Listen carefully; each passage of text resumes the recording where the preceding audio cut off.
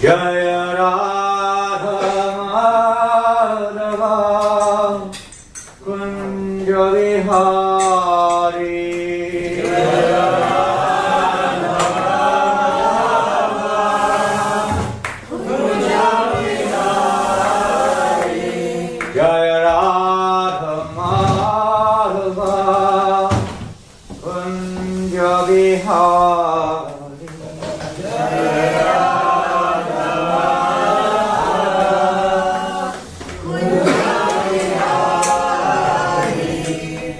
Gopi Janavalabha Givaradhari Gopi Janavalabha Givaradhari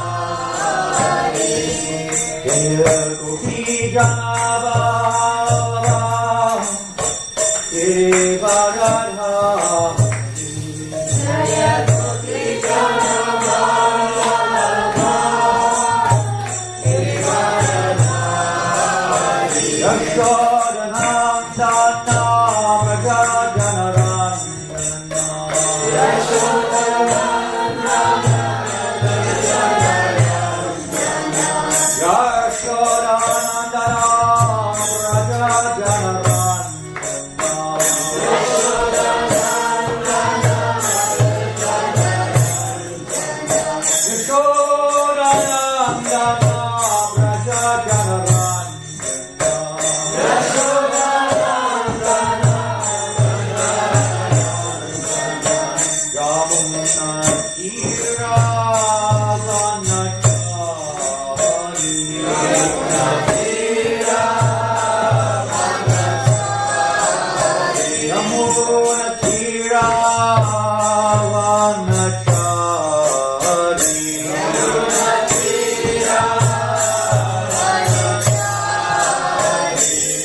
Jaya Radha Madhava Kunja Vihari Jaya Radha Madhava Kunja Vihari Jaya Radha Madhava Kunja Vihari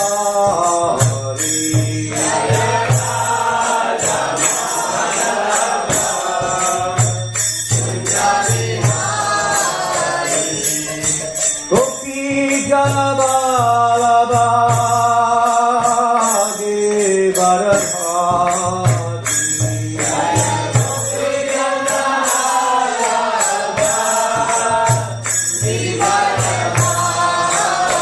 Yashodanandana Vrajajanarandana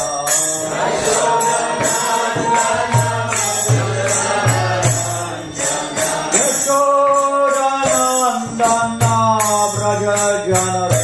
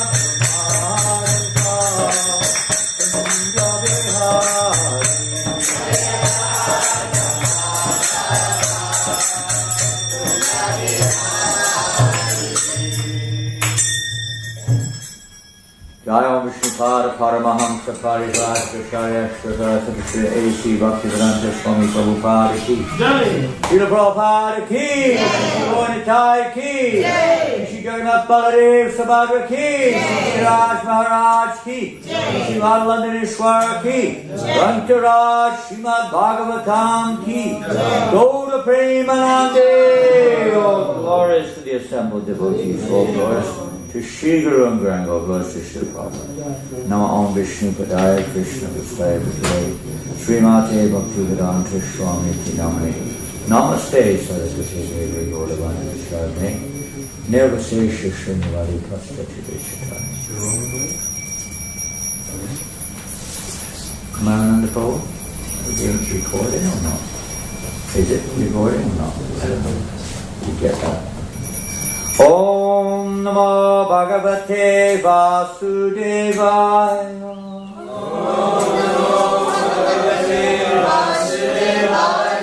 Om Namo Bhagavate Vasudevaya. Om Namo Bhagavate Vasudevaya. Om Namo Bhagavate Vasudevaya.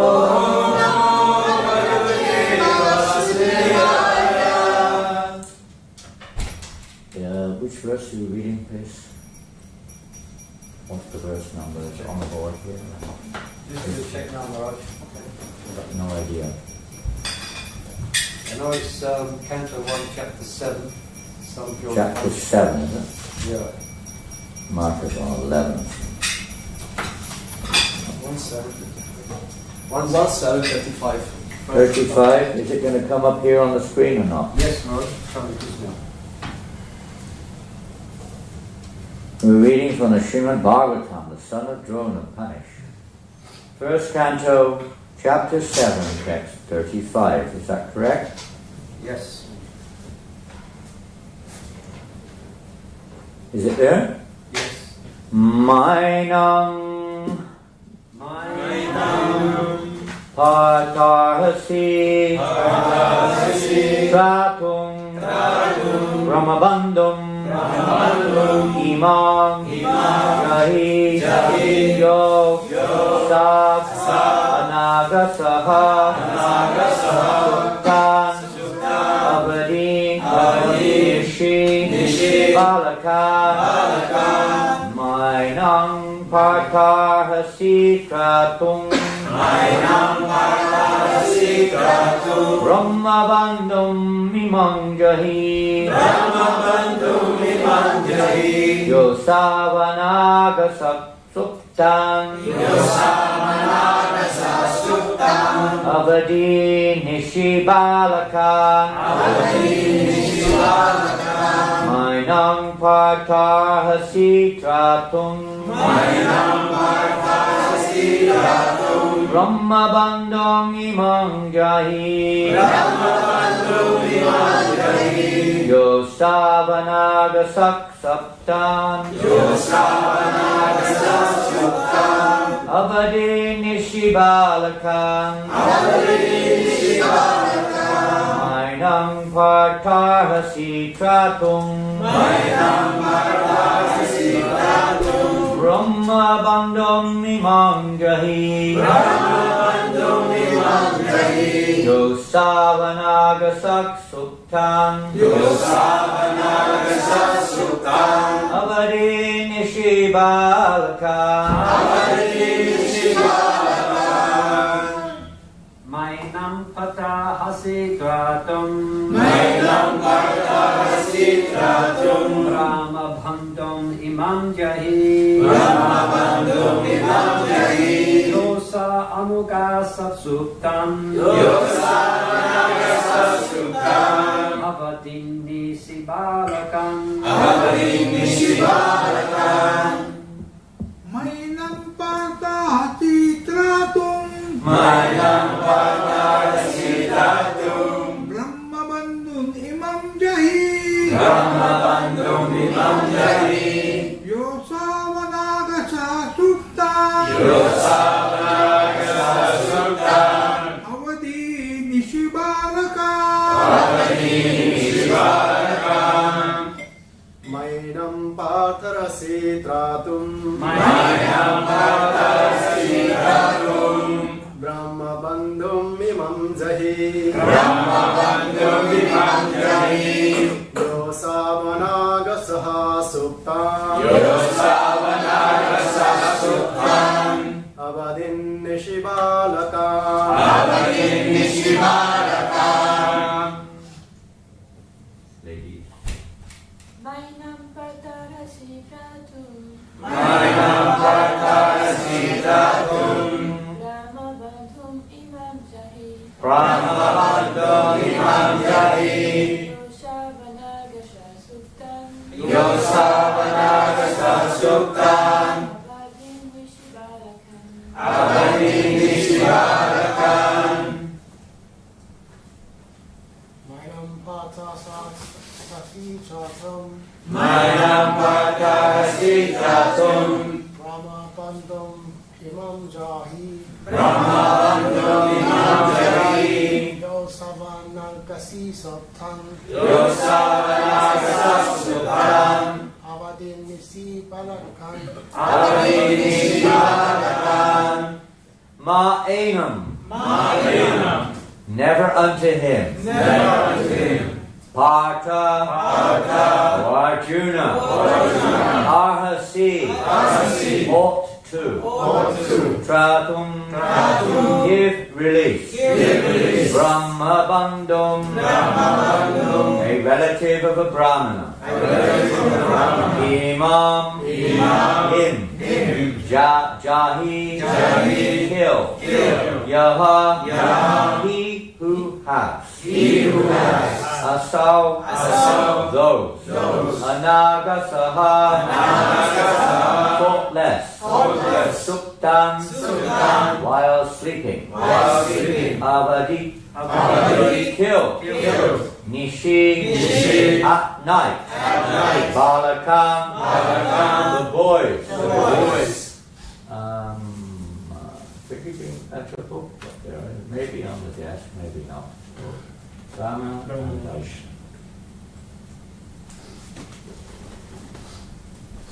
So, Hare Krishna translation and purport by His Divine Grace Srila A.C. Bhaktivedanta Swami Prabhupada. Where are you going? Wait, where are you off to? Huh? Here, okay. Off to Jamaica? No. Very soon. Chasing Aswatthama.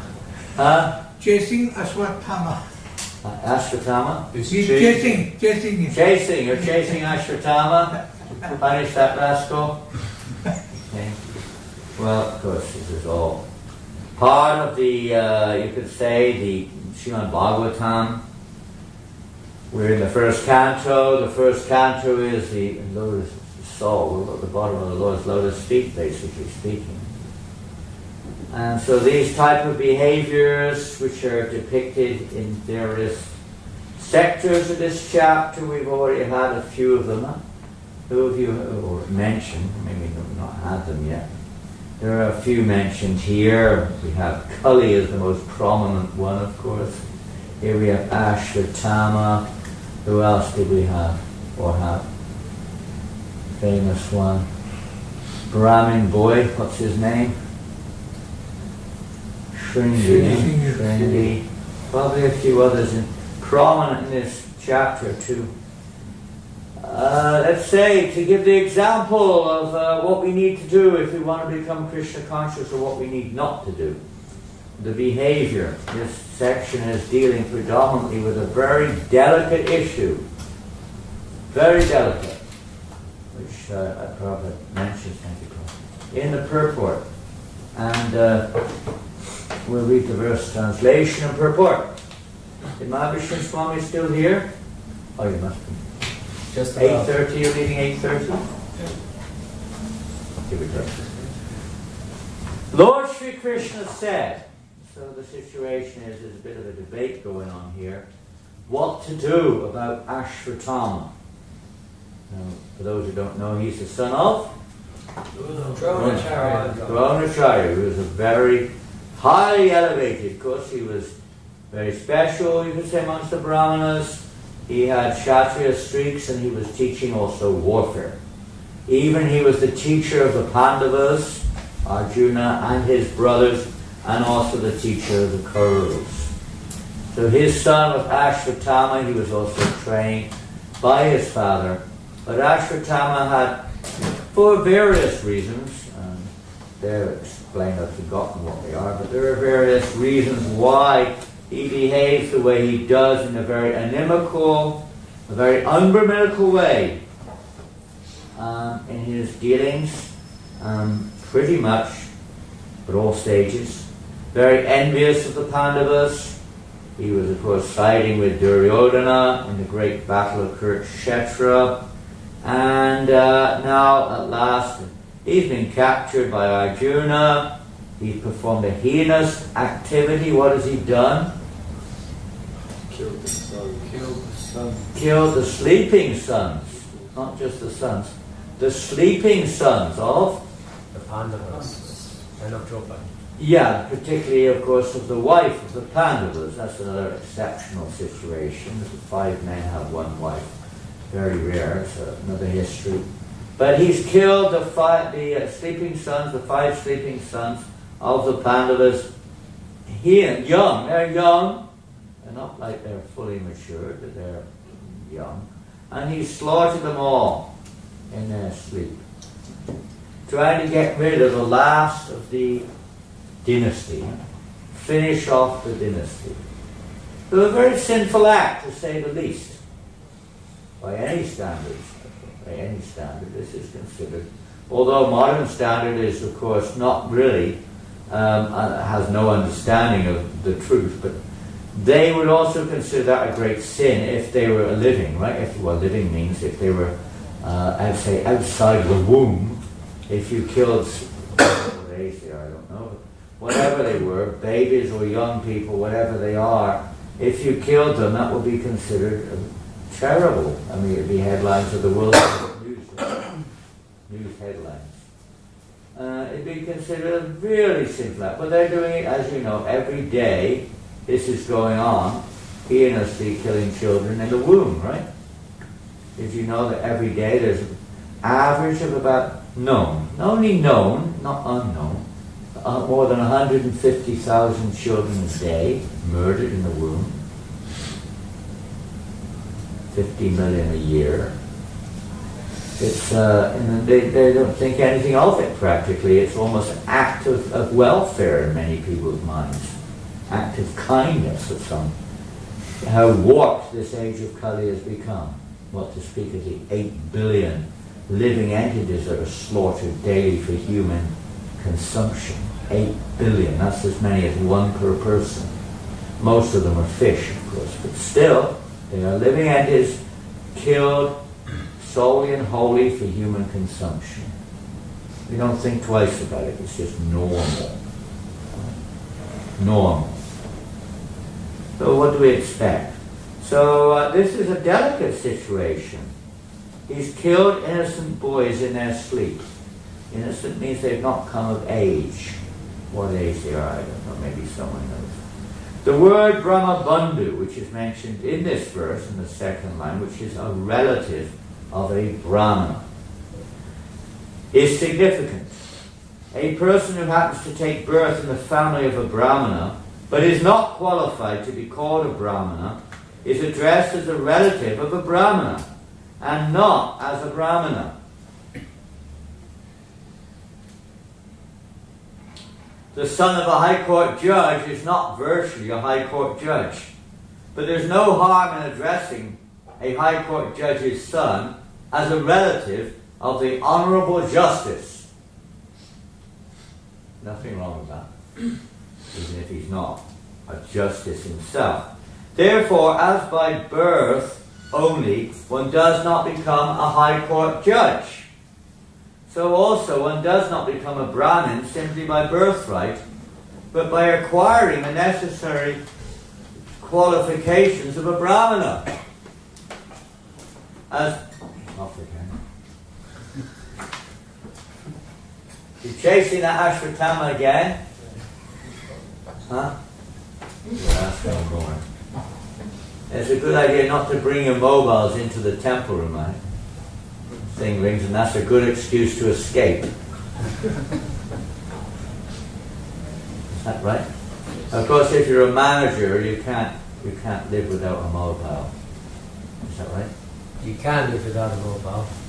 You can? Yes. How? Like throwing it away. So someone put their mobile on the donation box this morning. I said, put it inside the slot, drop it in. Donate it. Surrender your mobiles. Move.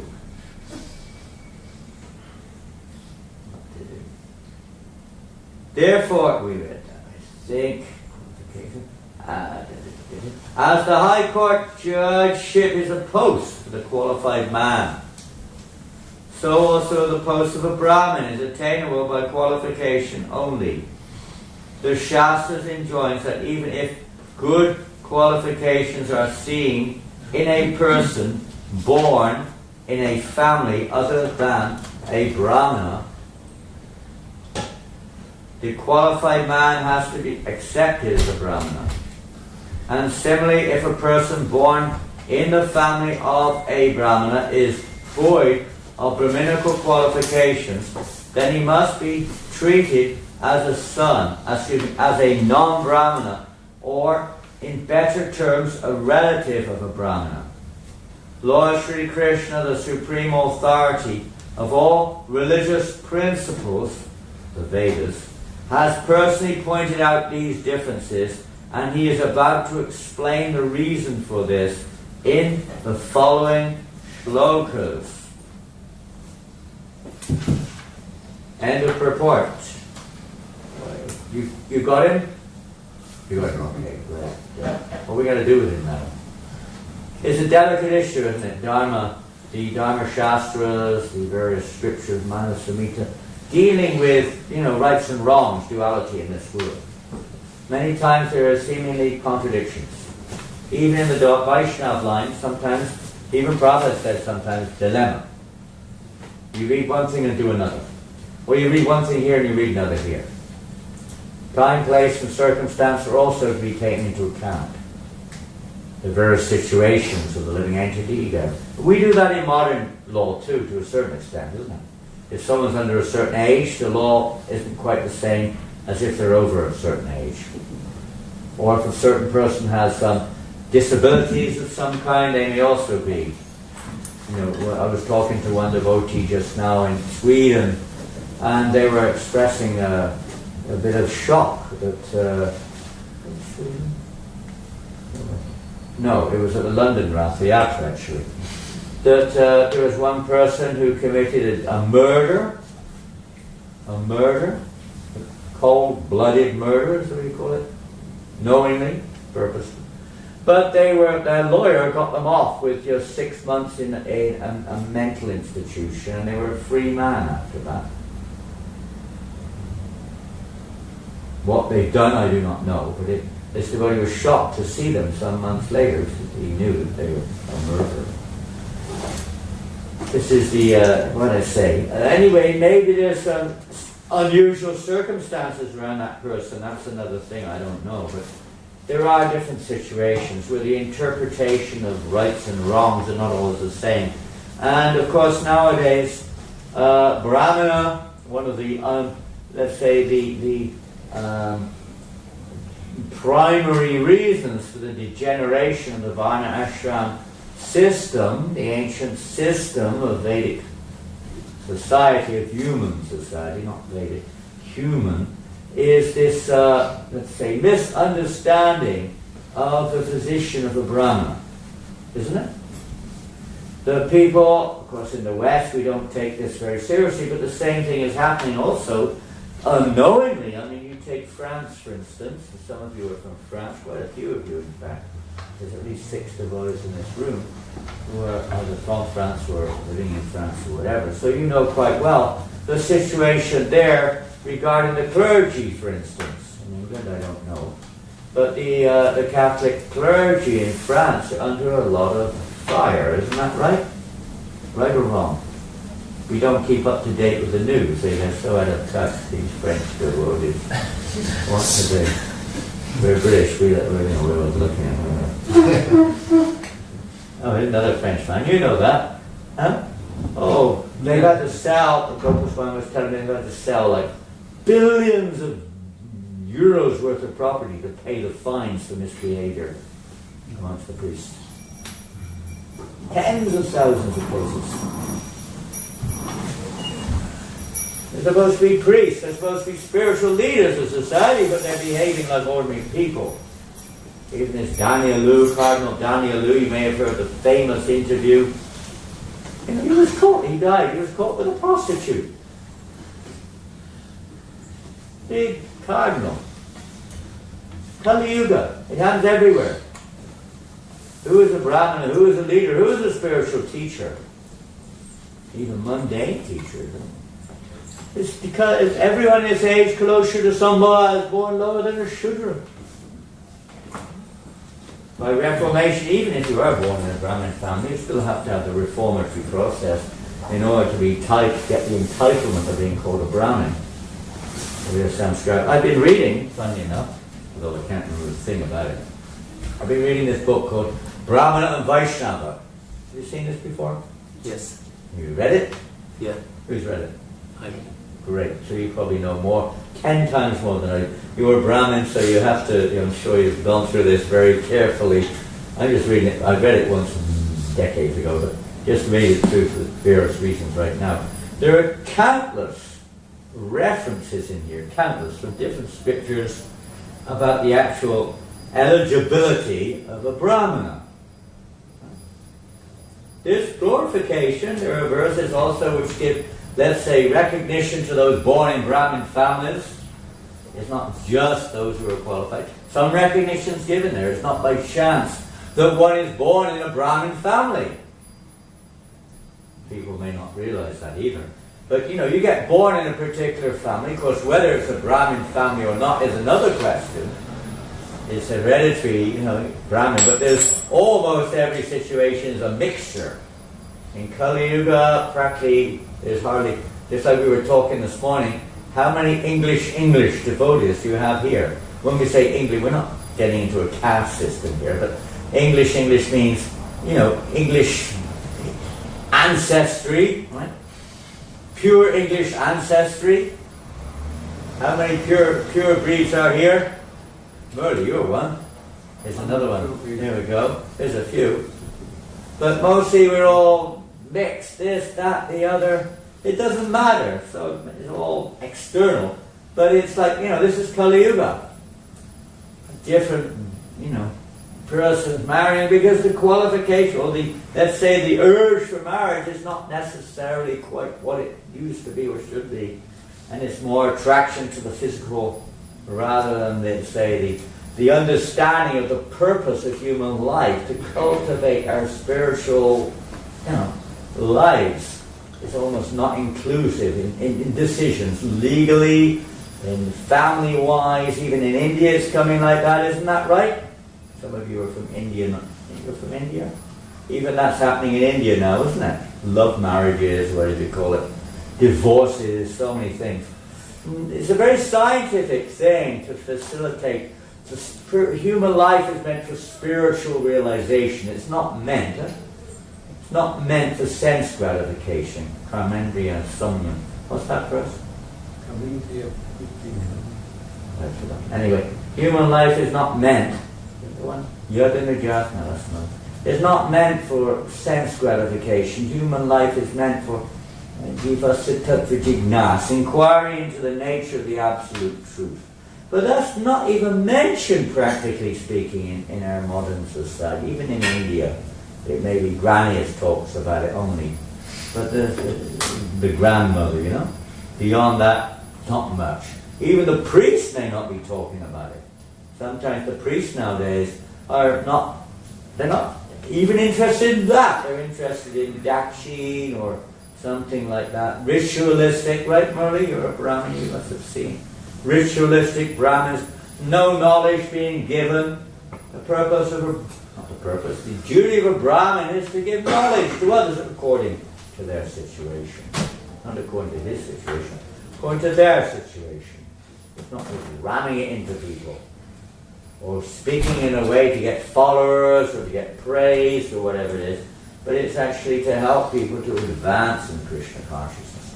So understanding the nature of the people, there are different laws, let's say different dharmas, duties, for persons in different situations.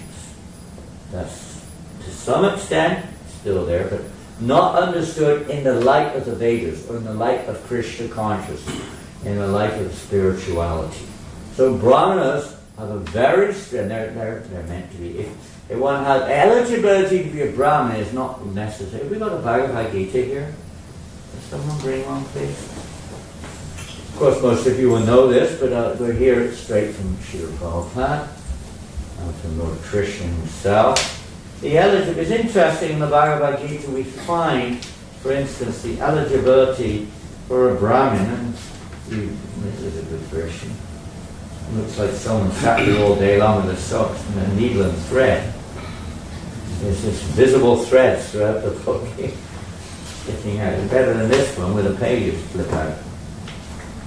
1842. Here we go. So Krishna says, 18th chapter, 41, Brahmins, Kshatriyas, Vaishyas and Shudras are distinguished by the qualities born of their own natures in accordance with the material modes. But it doesn't say according to the family you're born in, but you're the nature, person's nature. Education in general, to some extent, takes that into account, but not sufficiently. The nature of a person to, let's say, digest various forms of knowledge.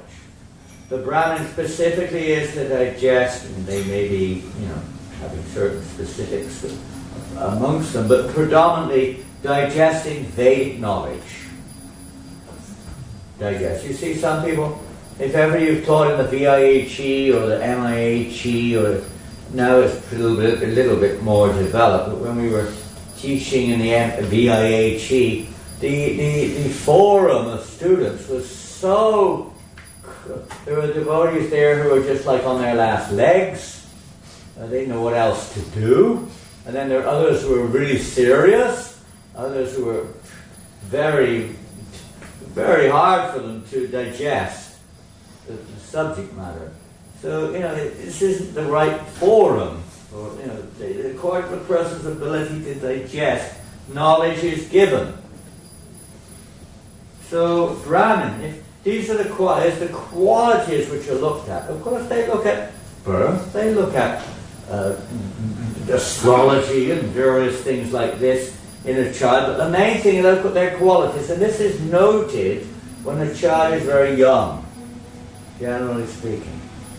You can tell that in general, Bhaktivinoda Thakur describes in Chaitanya Shikshamrita that the way that you ascertain the nature of a child is you study their proclivities when they're really young. What are they naturally attracted to? Now you may be forced by modern social media to, accept certain things, but in a normal situation, the child can be seen quite easily. I had an experience in New Govardhan Farm in Australia one time back in the 90s, and I was running the newsletter there, or started up a newsletter there for the community, and to get help, like the Gurukul boys, some of them would come down after school to help collate the magazine, staple the magazine, put the magazine in envelopes, things like that. It was obvious, you could see clearly, even at their age of 8, 9 years old, tremendous difference in their natures. One of them was just, whatever you say, just tell me what to do. Another one would say, can I organize this, please? Another would say, how much are you going to pay me for this? And that's true. 3 different boys, totally different proclivities, natures, and completely different. You could see Vaishya, a little Kshatriya there, a little bit of Shudra there. Clear. I didn't find anyone say, can I start writing the articles, please? But the other 3 were there. Different natures, huh? And that's how they decide. They see.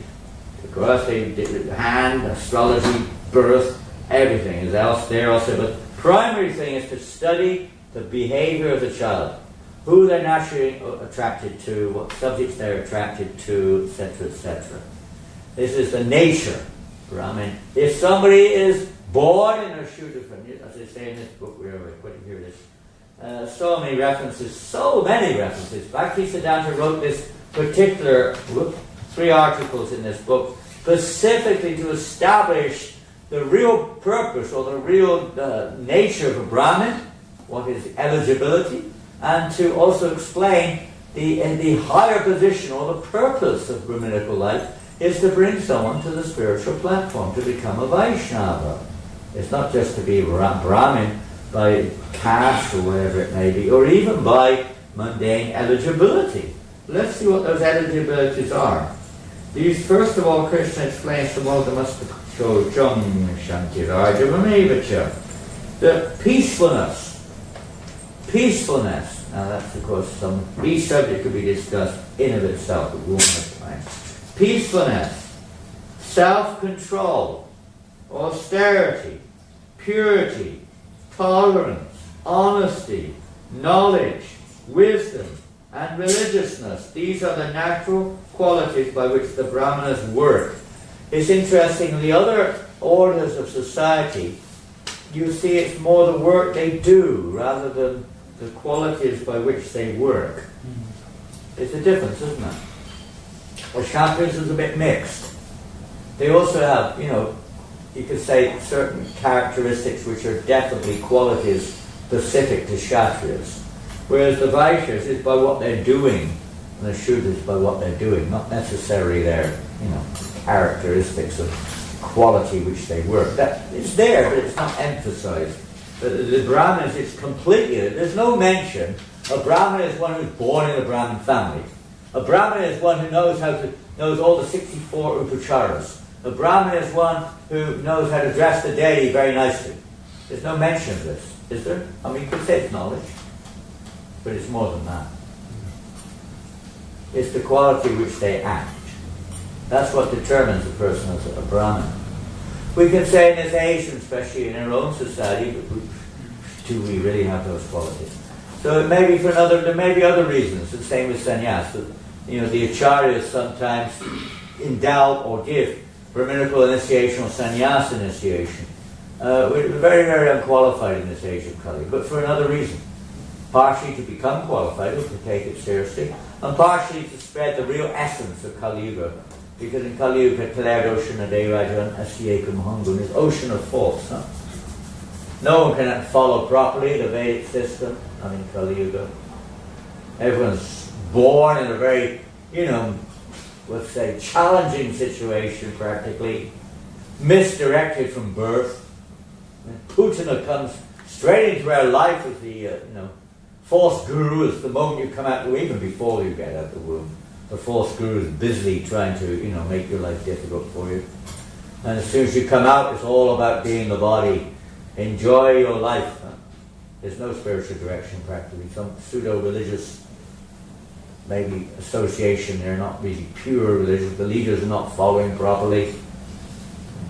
They don't understand karma. I mean, one leader of the biggest religion in the world, I won't mention who or what, was met somebody in one poverty-stricken country, and they were crying, and so many people are suffering. Why is this happening? And he said, I do not know why this is happening. This is not the work of God. Didn't he? Well, you could say, is that honesty? Yes and no. You could say from a mundane perspective, at least he's not trying to claim he knows something he doesn't know. But as a spiritual leader, he should know. That's the whole point of being if you don't know, then who on earth does know? They should know. As devotees, we may not know much, but at least we should know something, some basics there, at least to be there, of understanding why these things are happening, because they don't believe in the soul being eternal, or they don't believe in karma, then these things are not understood. It's so simple. Even an ordinary road sweeper in India will know that. You're born in a situation, so your karma. So you've got good karma, you're born in. So let's give the credit as a benefit of the doubt. You're born in a Brahmin family, for instance. There are still, you go to South India, more in South India, you find families who are still, I remember one time on Padayatra, we went to this one village somewhere in Tamil Nadu. It was a really amazing experience, Everyone in the village was Brahmana. practically. And there were some Brahmin Vaishyas, but basically everyone in that village was Brahmin. The next door village, maybe others were there. That village, they were all Brahmins, and it was such an enlightening experience, you know.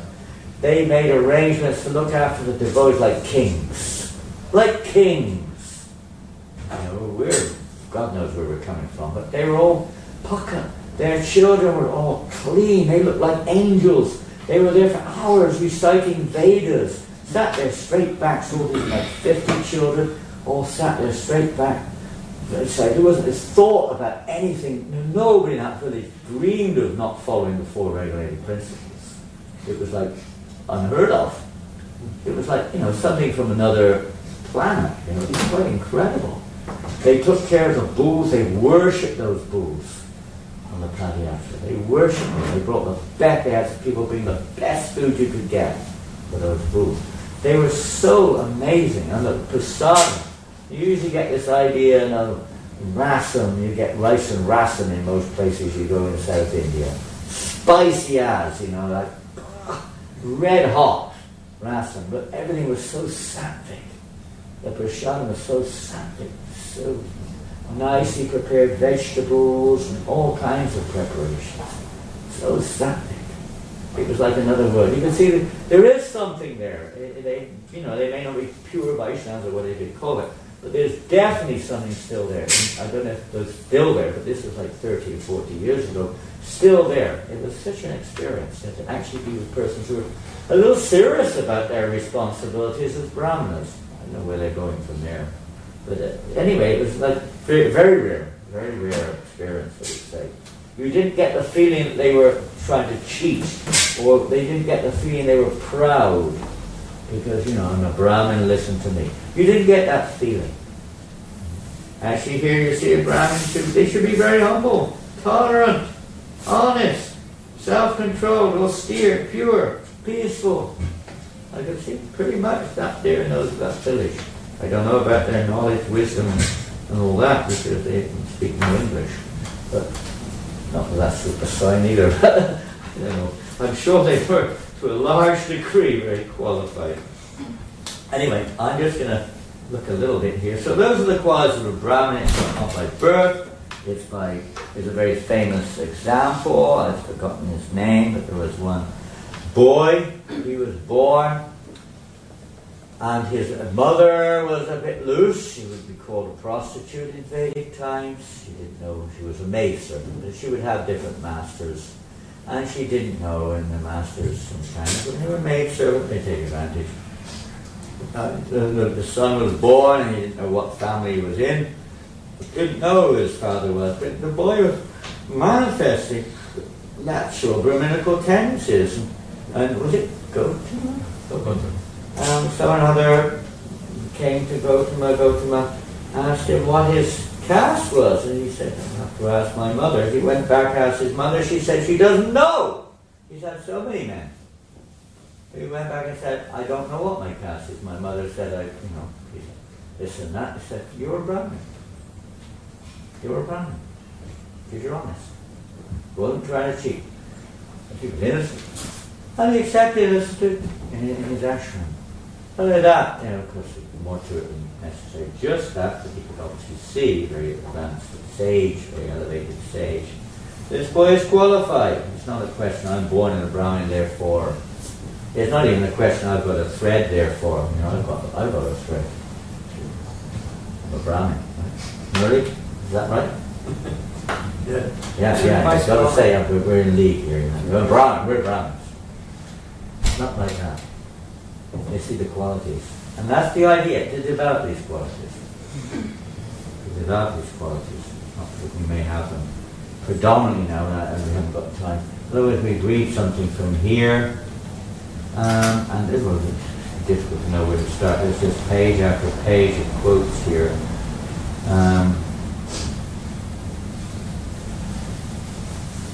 I'll just read one thing. In regards to this, how to ascertain what to do with Ashvatthama, who was born in a Brahmin family once.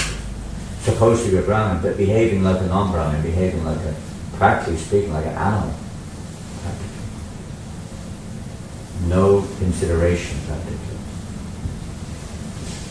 And it's difficult, because They're also having a difficulty deciding what to do. There are different opinions here. In some cases, the law of Dharma is very hard to apply. One should not ascertain a conclusion by simply reading the scriptures. Because if one considers without proper reasoning, he becomes irreligious. That's a pretty far statement.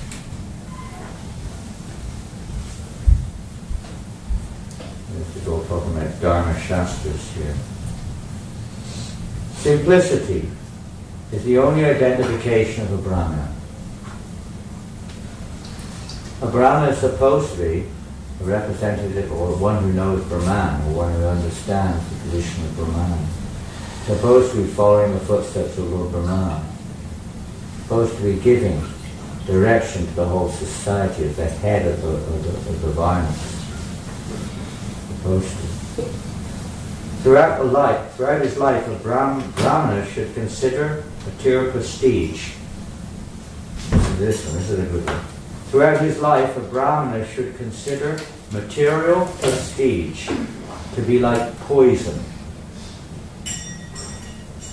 Very saying. And dishonor to be like nectar. Can you digest that one?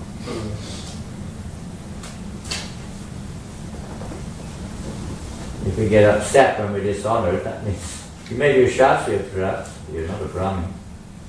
He said, Arjuna, Krishna says to Arjuna, Dishonor is worse than death. yeah, dishonor is worse than death for a Kshatriya. Yeah. But that's all right for a Kshatriya. They just can't tolerate that. That's kind of part of their being. But for a Brahmana, they have to tolerate. In fact, they see this as mercy. So, if we're getting strict about these things. Neutrality is the ornament of the simple-minded Brahmana. Brahmanas are not in any way obligated or, let's say, what's the exact word employed? What's the word? Obligated could be the word to anyone, basically, except to the Supreme Lord. They're not obligated to the Kshatriyas or whatever they are in the spiritual sense of the term, to help them, guide them, but they're not like under their control. Whenever, as soon as, what was his name? What was his famous one? Chanaka Pandit. As soon as Chitragupta, was it King Chitragupta, right? He was guiding King Chitragupta.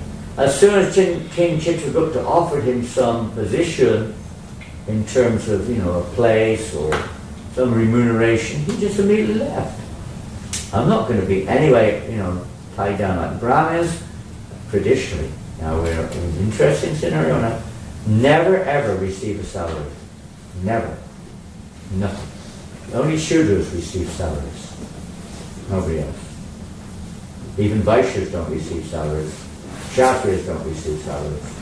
They obtain their wealth by different means. Only Shudras receive salary in reality.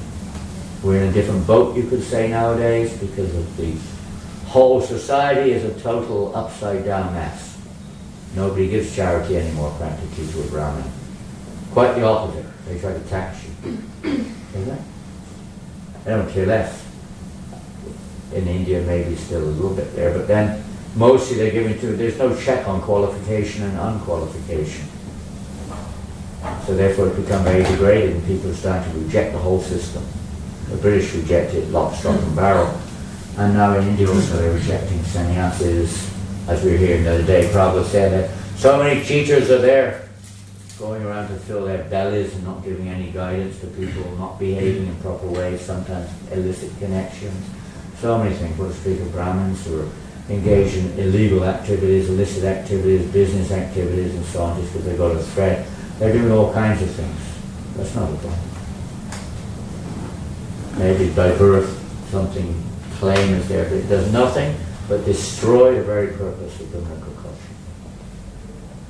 It's a culture to cultivate for the upliftment of society. So many statements.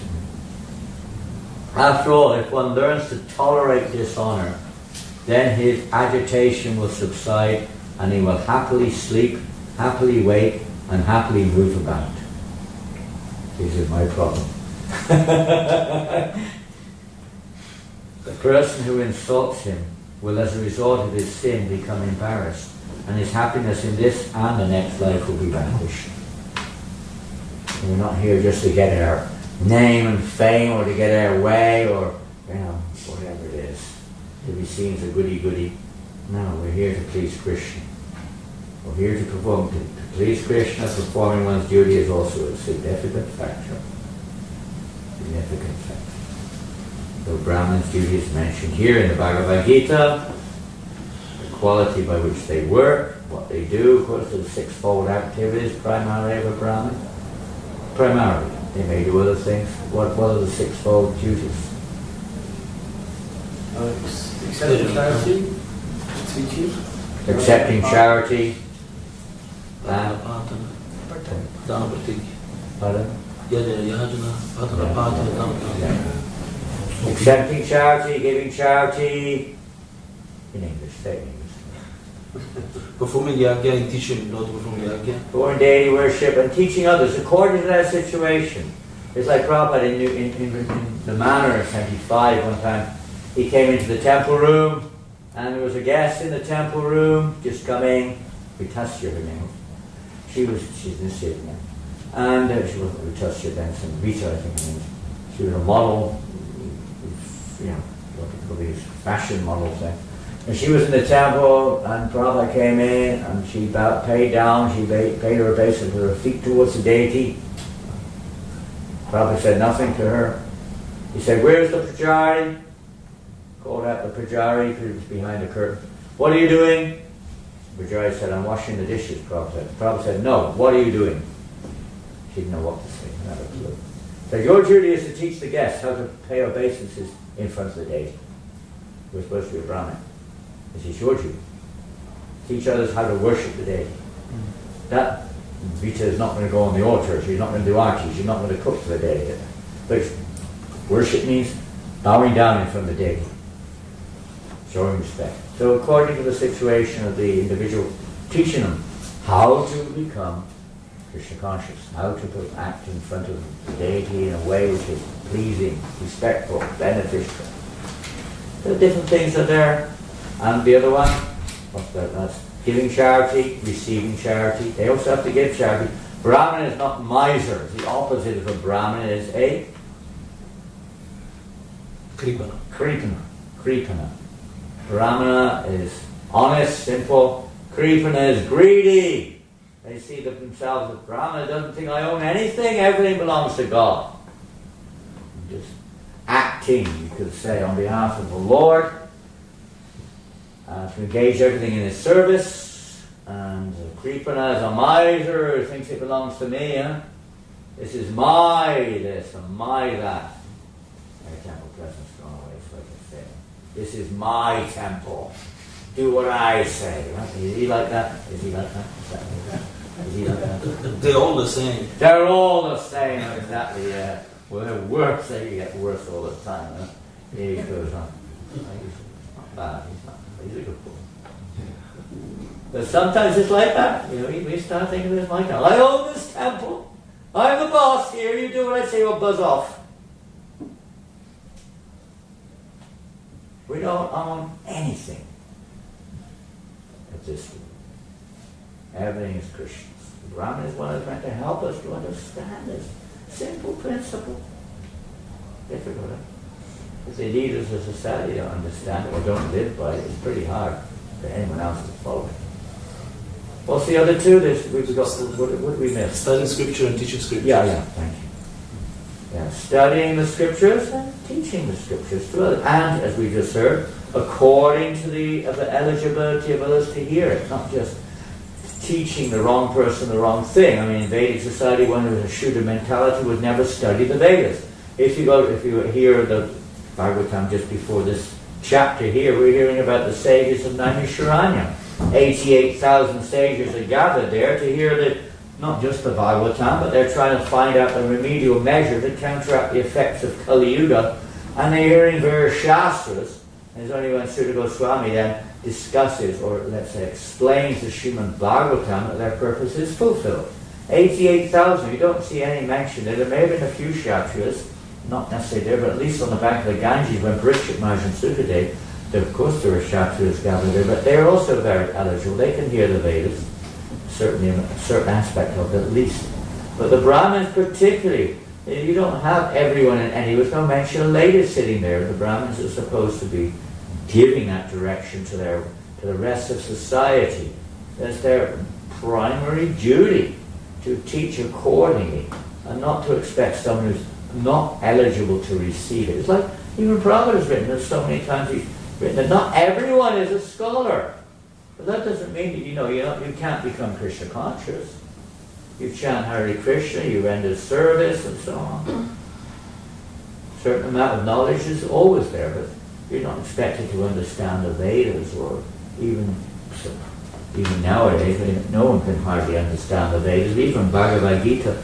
You need help to understand how to put it into practice according to our situation.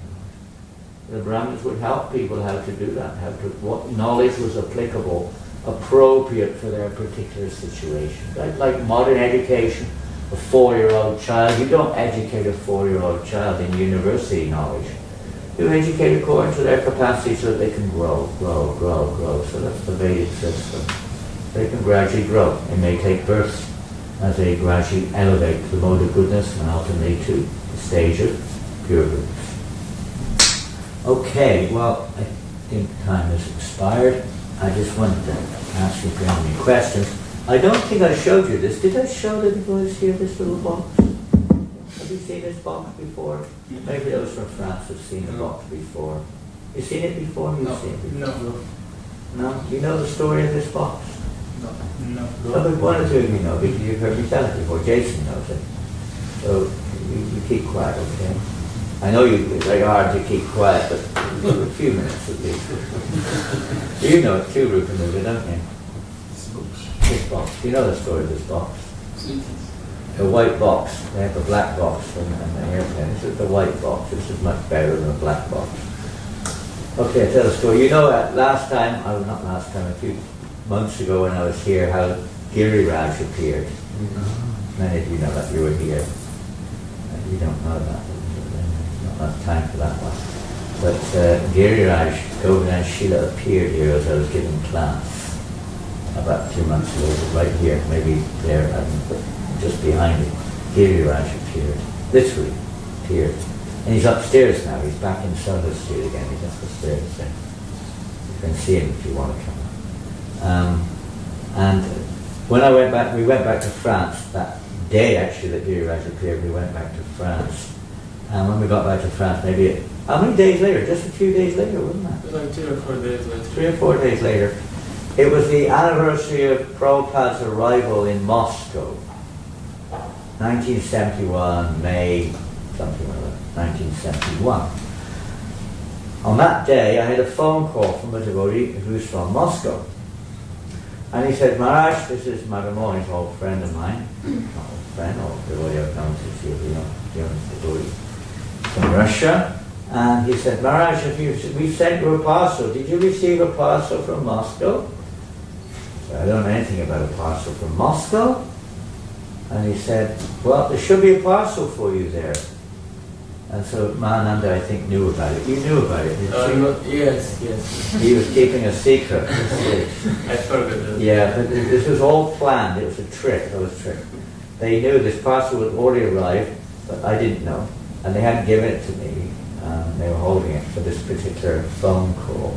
They said, well, they should be there. Then Mahananda went with one of the, they brought the parcels in.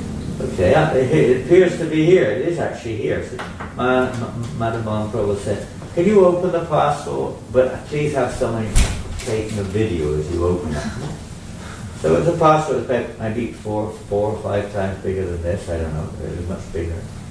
And so I started opening it. There was at least 2 or 3, 4, maybe 4 layers. You know, when you do a birthday present, sometimes you wrap it up and there's a box, then there's another wrapper inside, then there's some stuffing, then there's another box. You know, there's like nothing left until you get to the end.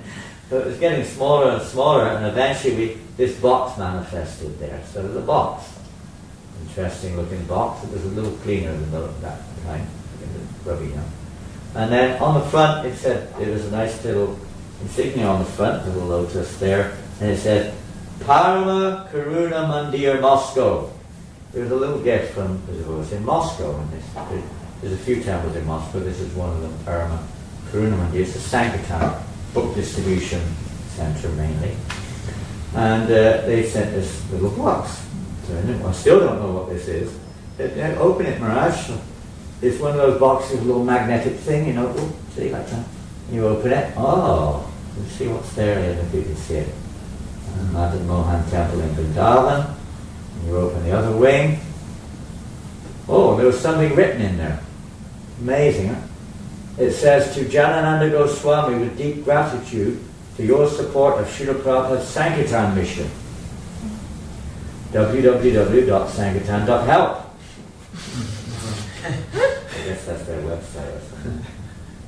And then he opened it one step further. Ooh! And there's a whole lineup there, look at that.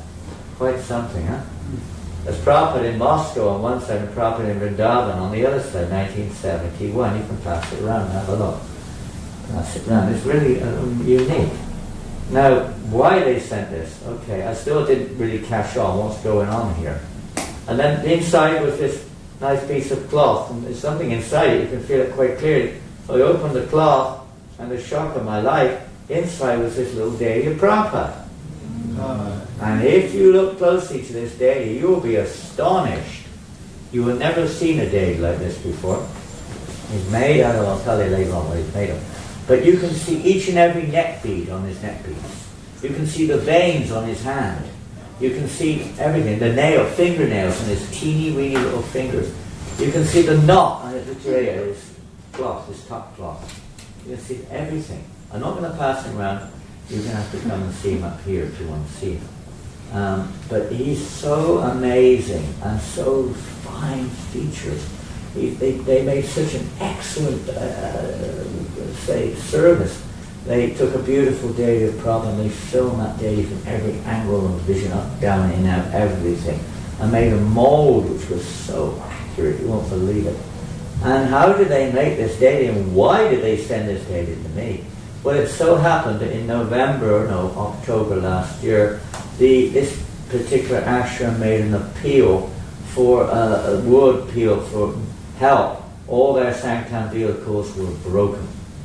And they all Sankirtan, 7 vehicles. So they wanted to get new vehicles. So they asked devotees, they didn't ask, they just put a general appeal. So because I have a little connection with them in years gone by, I thought whatever I could, I tried to send them a donation for the vehicles.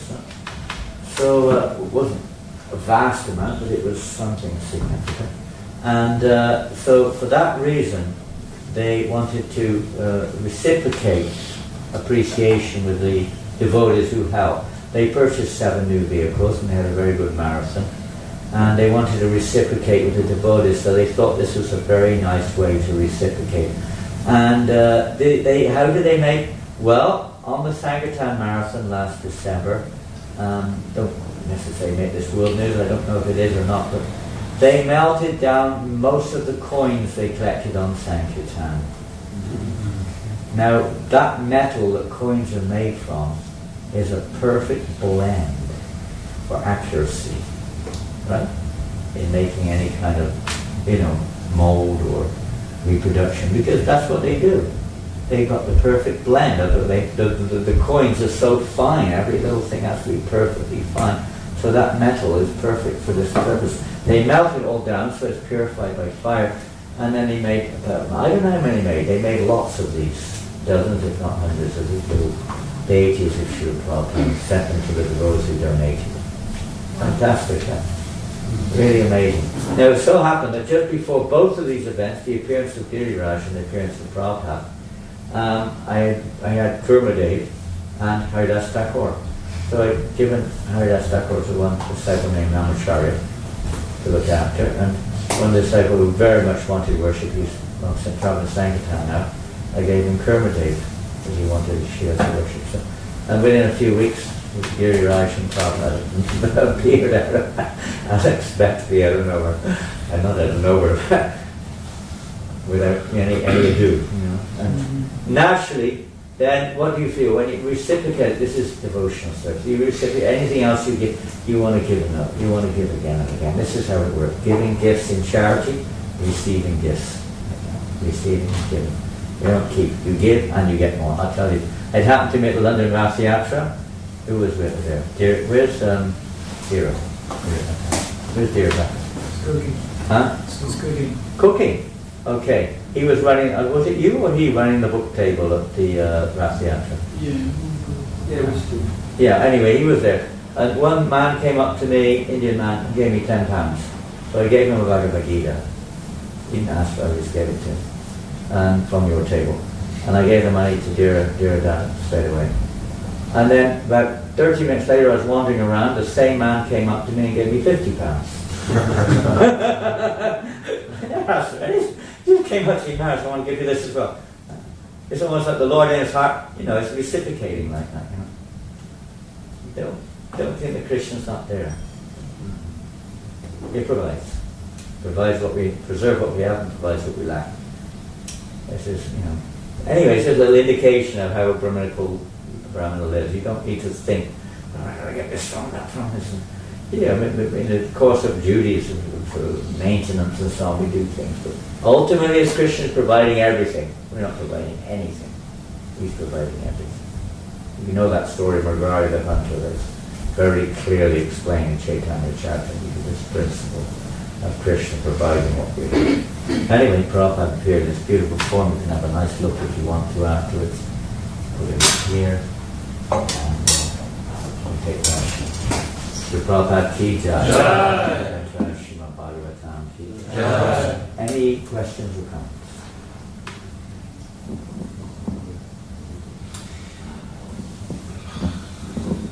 Sure. I know that. Your name again? Jagapalan Das.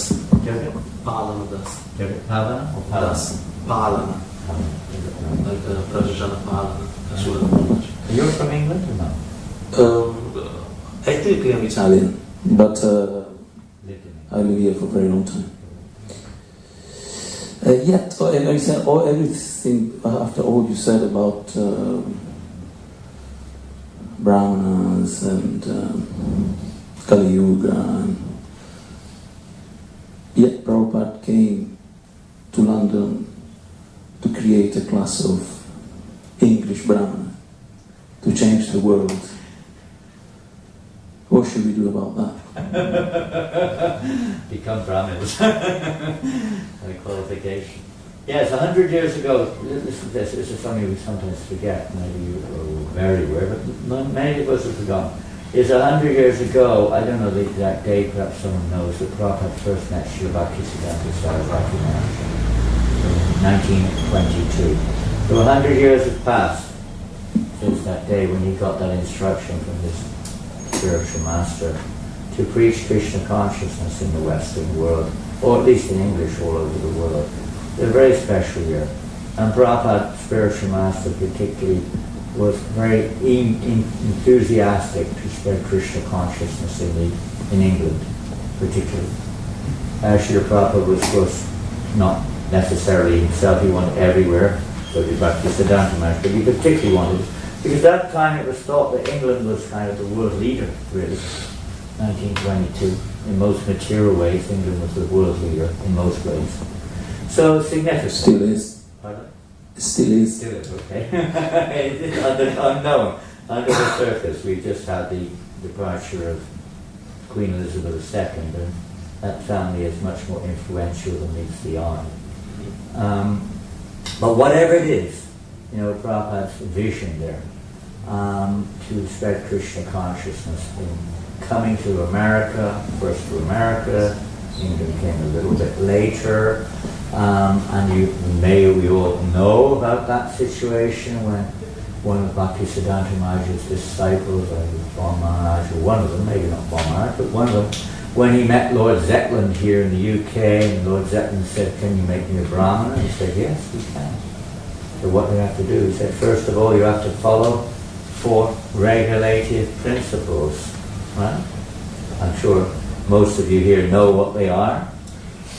What is it? No meeting, no meetings. What was the other one? No meetings, no. What was the other one? No sleeping, no. What are they? No eating meat. No eating meat, no meat eating, and that means many things. No Gambling. No gambling. No gambling, no No illicit sex. no what? Illicit sex, illicit sex. and no intoxication, no chocolate. No. No? Really? Who said that? No tea. No ginger tea anymore. No more ginger tea. No nothing. Herbal tea. Total tea.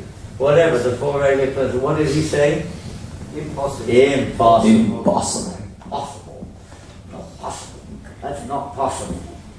And for most people, it is not possible at this point of time. You could say, why not? But it's just they're not ready. So anyone who can follow those four regulated principles is quite spectacular in one sense. Of course, it doesn't mean you're automatically a Brahmana. It's a foundation point. It's a beginning point. It begins from there. Is it human form, no? Huh? Human form. Human Human form. It's not even Brahminical, but it's at least a human form. But even in Vedic society, it wasn't that the other orders of life were following those principles. They may have been following them according to their order. Kshatriyas would sometimes take intoxications, eat meat, have what we would term as illicit sex. If Arjuna was to walk in here now, he wouldn't really necessarily be eligible for initiation. Bhima certainly wouldn't, that's for sure. Can't be vegetarian. Huh? Bhima cannot be vegetarian. Can he? Well, he maybe sometimes, but he can't follow Ekadashi, for instance, once a year. He can't. It's just not their nature. It's something which you have to bear in mind. This, is, in a sense, is Kali Yuga Brahminical basic standard. These four principles. There's more to it, but that's the basic start. You can't expect that most people will follow all those principles. It's not going to be like that. At least not immediately. But they can chant Hare Krishna and support a society which is moving forward in this direction. If you try to make them follow, they can become inimical sometimes. This is Brahman, to see, what is favorable according to time and circumstance. You could say Prabhupada was expert. So it's a fact that the vast majority of devotees were and still are unable to follow. That's why Prabhupada said, in Mayapur, I think it's 76 or something, maybe 77. No more. Only if very serious. Only if someone sees they're very serious, we give Brahman initiation. One time Prabhupada said they should sign a letter to say they're going to follow the regular principles. That's just the basics. We can talk about more, but if you can't even do that, there's not much more to say. And he said they can't even get up for Mangalarti. And why we do Brahman initiation? They're not even getting up for Mangalarti, he said. No point. You don't need it. It's not that is a sign. That's not the main thing. It may be useful. It may be, it should be synonymous with growth in spiritual life. But it's not totally dependent. We progress in spiritual life according to where we're at, not according to where we should be. Where we're at. So Prabhupada had to do that. How can you have a body without a head? There has to be some kind of head on the body. I'm sure many of us, including myself, who accepted second initiation, what qualification do we have? Only mercy of the pure Vaishnava. Only mercy there. And His mercy that we can do something, a little something. Try to do something. We don't have the qualification, but for various reasons to establish Krishna consciousness, some devotees, no doubt, are much more qualified. Worshipping the deities, teaching Krishna consciousness, receiving the natural flow of charity which people want to give. People want to give charity, don't they? They like to give. They give to the Dog Society, they give to this, the Ukrainian Relief Fund. They naturally want to give. Especially in the UK. In the UK. Especially in the UK. And in France too, although French, they like to give to charity, money to mundane welfare work. But and if the devotees, if they're actually following more and more this principle of selflessness, self-control, tolerance, humility, cleanliness, mercifulness, truthfulness, and so on and so forth. They will naturally become people who want to give. They want to give. They want to give, but if people see that we're also duplicitous, they want to pay. Governance, another thing, but the people we're talking about. And it's the same thing with many of the religions. They become, looked down on because the leaders are not proper. They're misappropriating the money. They're misbehaving according to their expectations. So that's the same thing we felt in our own movement, because this has happened, and still happens. We know it happens. But, Prabhupada knew that was going to happen, but I hope that some will at least, become genuinely sincere about it. And that will automatically create some faith in people's hearts. Without the Brahminical culture, where are you going? Nowhere. It's going around in circles. Brahminical culture is there to help elevate us all. It's not putting any, even there are statements, practice of affirmation, to encourage the Brahmabandhus. Vedic statements, to encourage, not to just write them off as, no good enough. The Brahmabandhus should be the best candidate to become Tribal Brahmin. They should be. So there are directions there for Brahmabandhus. Also, no one is written off to reform or to change their lives. And even if they don't, there's still some encouragement is there. So we should be careful not to become overly negative about it. Do not criticize, see the good qualities there. Brahmin also looks for the good qualities in others. He's not looking for the faults. At the same time, of course, if there's something which is detrimental to the growth of other living entities, the Brahmin has to do something. Just this. Okay, I'll say nothing, I'll do nothing. Here he comes, Bill. Breakfast is ready. Here he comes. I promise if ever I sell a book from your book table, I'll always give you that. Because I know that I'll get more if I do that. I'm a greedy Brahmin. You didn't hear that. Did you hear it? No, you didn't. Anyway, what can you say? Prabhupada's given us everything. Chanting Hare-Krishna, association of devotees, worshipping the deities, all this to help. It's not just to do something, whatever. But to actually purify our consciousness, awaken attraction, devotion towards the Lord. Naturally, just to like a tea, that by dedicating one's life to the service of the pure devotees, to the service of the Lord, naturally the good qualities will work. There's still some mixture, you could say, in our devotional approach, so that it may not be so prominently visible. It may take some time. But if we're sincere, if we're to the degree that we're sincere, to the degree that Krishna mercy reciprocates, those qualities may start to manifest, and that will really be a very attractive future. The cultural revolution starts in the head. And devotees see that. And we see ultimately when you're with a devotee who has not just a Vaishnava but also has characteristic Brahminical qualities, how nice it is, isn't it? I don't know if you've all experienced that. I mean, I don't want to mention names because different devotees may see things differently, but there are many times we see devotees who may be born also in Brahmin families, whatever, but somehow they're manifesting these sweet characteristics, Brahminical characteristics, more and more. It's very attractive. Very attractive. You really feel it when you're with somebody like that. You can feel the energy. It's very attractive. And one wants to be in their association. Uplifting. But in this case, Ashvatthama is not behaving like a Brahmin at all. Of course, there's a mixture there. You have a Kshatriya but not behaving even like a Kshatriya or a Brahmin. So what do? That will be discussed in the next verses.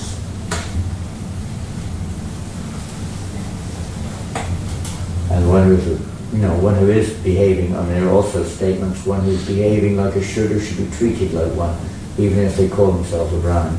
There are many different statements, so you take this, you take this. It takes a Brahminical, let's say, perspective to know how to, where and how to apply the different statements of the Shastras. And you find that in dealings, and when we have some self-motivation of some kind. We tend to pick verses from here and there. We appear to, justify our opinion or our angle of vision. I suppose you could say in this age that we're in, but it may not actually be the right thing to do. There are statements otherwise as well that seem to give a different picture. And it's a tough age, and chanting Hare-Krishna is the Eka Mahanguna, is the only good quality in this age. Kirtan the Krishna cultivate that chanting, encourage the chanting of the holy name, try to be honest. Simplicity, honesty is the first qualification of the Brahman. Other things, cleanliness, truthfulness, mercy, austerity are all there. What about this simplicity? Simplicity is an interesting factor. According to one's nature, one is acting. For instance, for Kshatriyas, a fight is simple. For Vaishyas, no.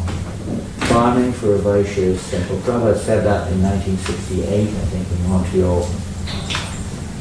What you're naturally inclined to, you do that for Krishna. That's simple. That's simple. He gave the example of a calf naturally attracted to the mother's teats. You don't have to teach the calf how to do it. Automatically, the child is automatically attracted, you could say, to the mother's breast. It's automatic, natural. As we started, natural attraction of the child, you can tell. And then you educate them according that way, to do it in a way which is uplifting, according to the Vedic standard. If they're business inclined, you educate them to do business in a way which is Vedic, or a way which is beneficial, under the guidance of the Kshatriyas, Vaishyas, or Brahmins, whatever, in a way which is better. And the Sudra the same thing. There is education, but it may not be like school. Waste of time sending someone to school who has a natural proclivity for farming or building or whatever. They don't need to do that. They just work with people who are expert at doing it. Accounting, all these things are Sudra activities, actually. Basically, it's not farming, but accounting, all these are arts, which are just held in high esteem nowadays, but they're just learning of science, that's all. Nothing very, very great. Something needs to be done. So we taught them to do that in a beneficial way. Jai Shri Prabhupada ki jai. Lord Premanandi.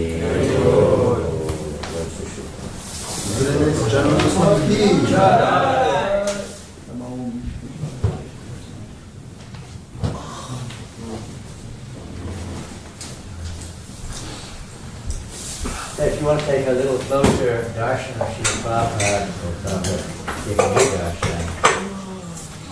You're welcome. You look close to your feet. Very fine. You want to have knock on it. Exactly. That's easy to do.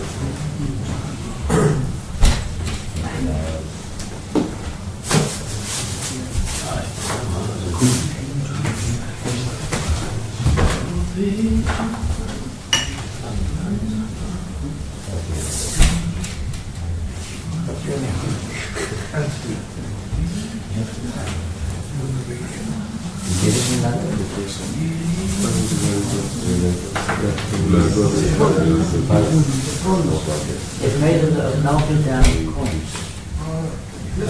I don't know what they make coins from. Perfect mix.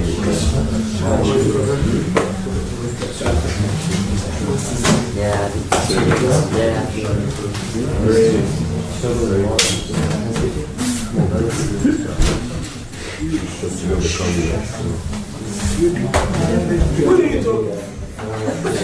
Made this, you've seen? You've seen already, right? No.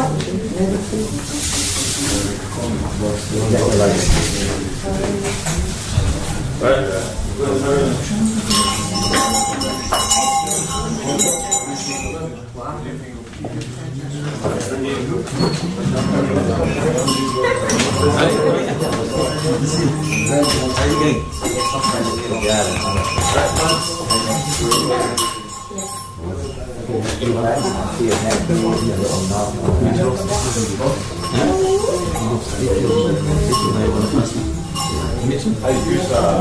the same boat.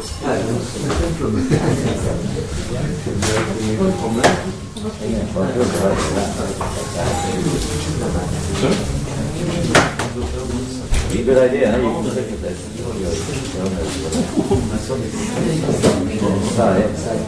You must be very proud.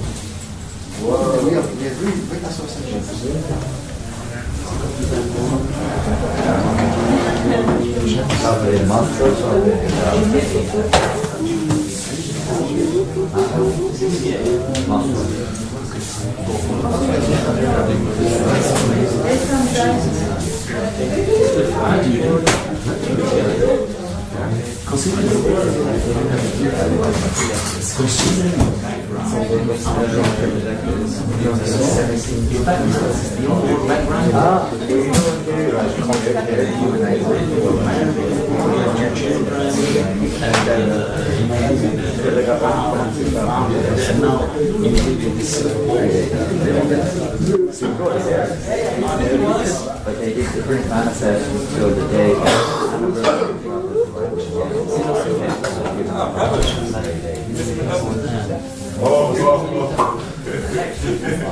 Those who means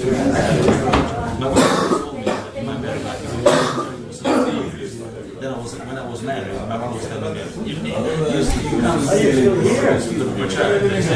so for me it was very easy. He fall away. Especially the pressure.